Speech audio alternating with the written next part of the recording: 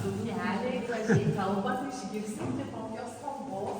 Čia kai suvaltiečiai atvažiuoja, ypač būna įdomu tas du patenkės gyveščiam. Aš taip nemoku pasakyti, kaip suvaltiečiai kalba. Labai gražiai būna smagu klausytis. Gal jūs irgi savo kalbą, ką nors galit pasakyti tokią kalbą? Darute pasakyti tu. Pas mus sako, eina ciesiai ir pociesiai. Ciesiai ir pociesiai, žinot, ką reiškia? Ne. Reiktų gerai pagalvoti. Ne, o ką tas reiškia? Tai reiškia, kad reikia eiti tiesiai, o pociesia tai yra kairė ranka ir yra tiesi ranka, tiesi pusė. Tai yra dešinė. Geras, net nesusikalbėčiau.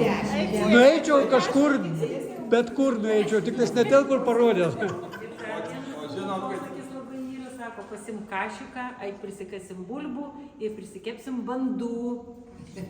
Kašikas tai krepšys. Kašikų. Nu, kašikų tai krepšys. Kašelė suvaltiečiai Pintinė. sako. Taip, o pas mus kašikų pasim kašikų, prisikasim bulbų ir priskepsim bandų. Tai ką, aš šitais iš tikrųjų